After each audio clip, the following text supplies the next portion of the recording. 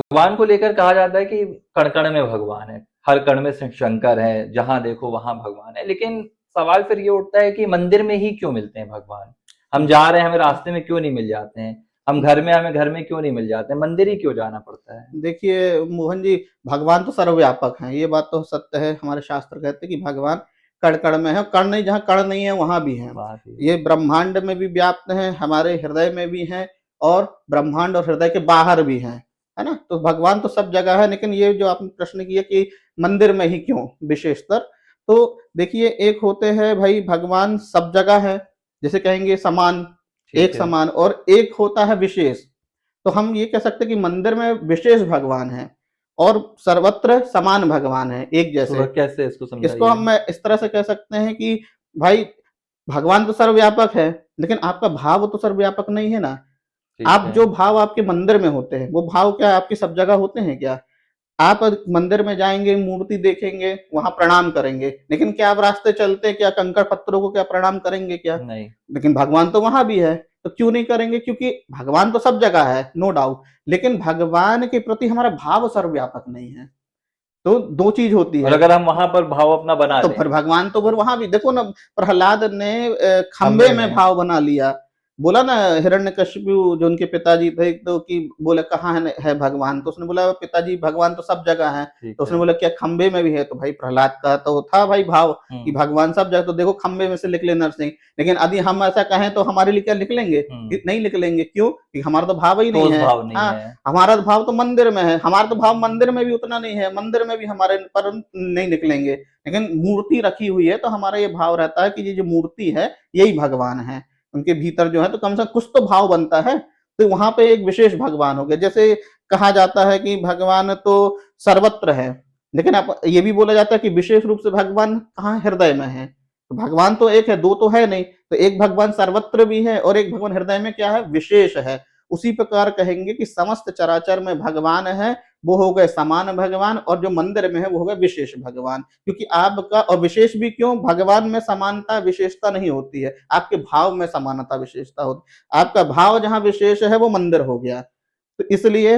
मंदिर में हम ये कहते हैं कि वहाँ पे भगवान हैं, हमारी ये मान्यता रहती है, और बाकी जगह हम इतना ध्यान नहीं देते कि भगवान है कि नहीं, कि हमारे भाव नहीं होता, लेकिन भगवान तो अच्छा, सर्वव्यापक एक हैं। बात जो हुँ, हमें आपने हुँ, बोली ना कि हृदय में भगवान रहते हैं, तो हुँ, इसमें क्या होता है कि लोग ये तो मान लेते हुँ, हैं कि हमारे हृदय में भगवान है। हाँ, हाँ, लेकिन जब सामने वाला कोई हुँ, व्यक्ति आता है, हुँ। उसके लिए ये मानना उनके लिए कठिन होता है कि उसके हृदय में भी इसी भगवान है, ऐसा क्यों होता इसी का है? तो प्रतीकात्मक रूप मंदिर पे बनाया गया कि लोगों ने जब एक दूसरे के हृदय में भगवान को देखना बंद कर दिया, तो उस हृदय के का प्रतीकात्मक रूप मंदिर को बनाया गया कि चलो आप अब लोगों के अंदर नहीं देख रहे तो मूर्ति के अंदर देख लो।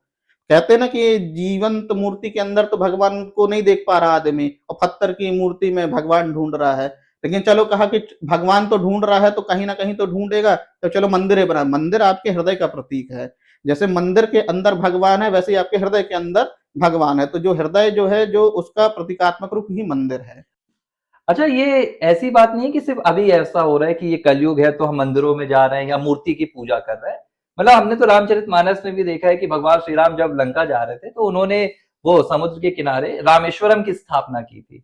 तो भगवान को भी मूर्ति की ज़रूरत थी, ये क्या संदेश देने के लिए था? ये बिल्कुल देखिए, भगवान राम को तो भगवान तब स्वयं राम जो है स्वयं भगवान है, हुँ, तो हुँ। उन्हें तो मालूम है कि भगवान चराचर में है, हाँ, सब जगह है। ठीक है। लेकिन भगवान को शिक्षा भी देनी है लोगों को, तो भगवान एक पूजा पद्धति के रूप में, प्रतीकात्मक रूप में भी लोगों को सिखा जाते हैं कि भाई इस तरह से भी आप भगवान की पूजा कर सकते हो। क्योंकि भगवान राम की तो दृष्टि है कि सर्वव्यापक, परंतु आम जनता की दृष्टि नहीं है ना, कि वो नहीं देख सकता सर्वव्यापक भगवान को, तो इसलिए भी भगवान ऐसा करते हैं। अच्छा, तो ये तो स्थिति है मुझे लग रहा है व्यक्ति स्थिति की। बिल्कुल स्थिति है। एक साधारण हाँ, व्यक्ति है, वो मंदिर के अलावा हाँ, कहीं और नहीं देख हाँ, पा रहा है, हाँ, थोड़ा-सा दिव्य पुरुष है, हाँ, फिर उसे सब व्यक्तियों में दिखने हाँ। लगता है। तो इसीलिए तो ये ऐसा बनाया गया है, ये लोगों लोगों के अनुसार, कि हर कोई तो उस स्थिति में नहीं है ना। जो सर्वव्यापक रूप से भगवान को देख रहा है, तो वह चाहे मंदिर जाए चाहे ना जाए कोई फ़र्क नहीं पड़ता, क्योंकि उसकी स्थिति ऐसी है कि उसको तो उसके लिए तो कण-कण मंदिर है।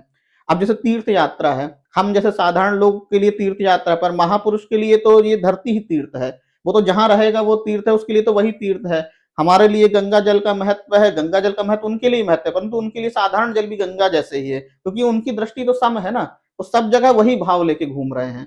परंतु हमारी दृष्टि सम नहीं है, इसलिए हम कहीं बोलते हैं कि भाई नर्मदा नदी चले जाओ, गंगा नदी चले जाओ। यदि एक साधारण जल भी आपको मैं दे दूं और मैं ये कहूं कि गंगा मोहन जी ये जल गंगा जल है, तो आप बड़े इसको आदर श्रद्धा के से साथ ग्रहण लेंगे। करेंगे।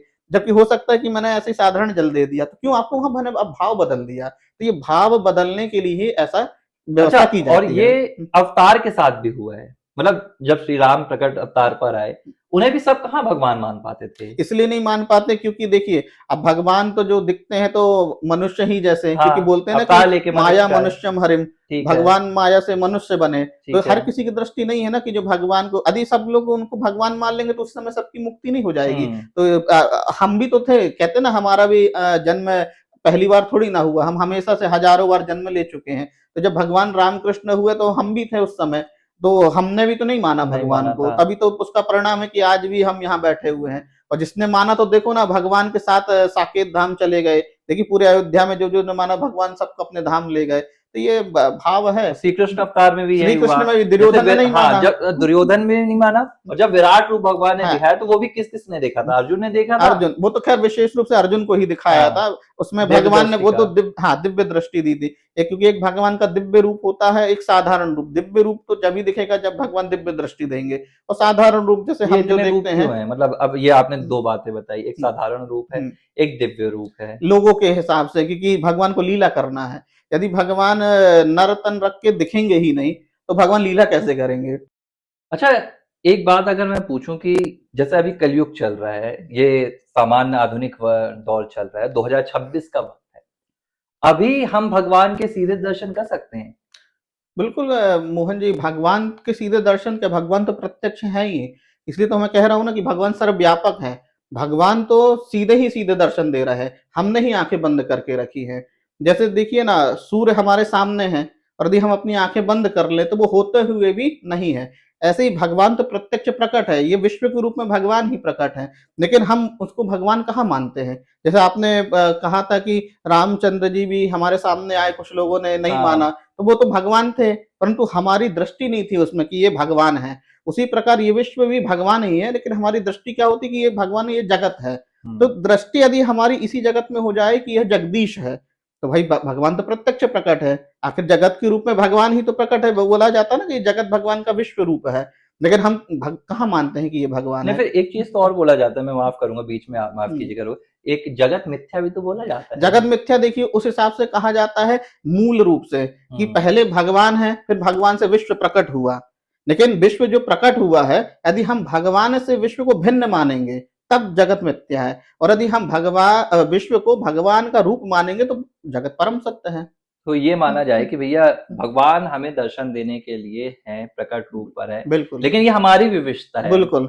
भगवान सब जगह है, परंतु हमारी दृष्टि भगवान को देखने के लिए सब जगह नहीं है। कहा ना, भगवान सर्वव्यापक है पर दृष्टि सर्वव्यापक नहीं होने के कारण हमें लगता है कि भगवान प्रकट है, कहीं अप्रकट है। जबकि कहने का तो यह है कि भगवान तो सर्वत्र ही प्रकट है। अच्छा, एक जब मैं महाभारत देखता हूँ तो मुझे दिखाई पड़ता है कि भगवान श्री कृष्ण अर्जुन को दिव्य दृष्टि दे रहे हैं ताकि बिल्कुल। अर्जुन उनके दर्शन कर सके। अर्जुन जैसे महापुरुष को भी दिव्य दृष्टि की जरूरत पड़ रही है। दिव्य दृष्टि देखिए, भगवान अर्जुन है महापुरुष, लेकिन है तो अभी उसने वहां पे प्राकृत देह धारण किया हुआ है। जो अर्जुन की जी की जो दृष्टि है वो तो नहीं नहीं, मैं प्राकृत है। मेरा सवाल ये है कि अर्जुन को तो भगवान दे रहे हैं दिव्य दृष्टि, हम्म। और यहाँ आप बोल रहे हैं कि नहीं, भगवान दर्शन के लिए है, आप आंखें मूंद के बैठो, देखिए, तो हमें कौन देगा दिव्य ये दृष्टि। अधिकारी की बात है। अर्जुन अधिकारी है, वो भगवान का भक्त है। उसने भगवान की उपासना की, भगवान उसके मित्र के रूप में आए, उसके सारथी बने।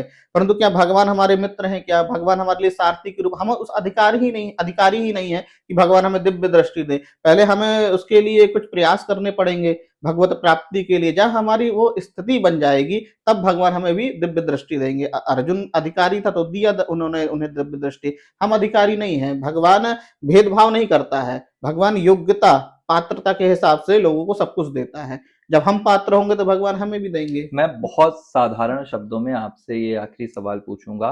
मुझे दर्शन करना है भगवान के, मैं चाहता हूँ कि मुझे जो आप बोलेंगे मैं करूंगा, लेकिन मुझे भगवान के दर्शन हो, तो वो कौन सी चीजें हैं जो मुझे करनी चाहिए।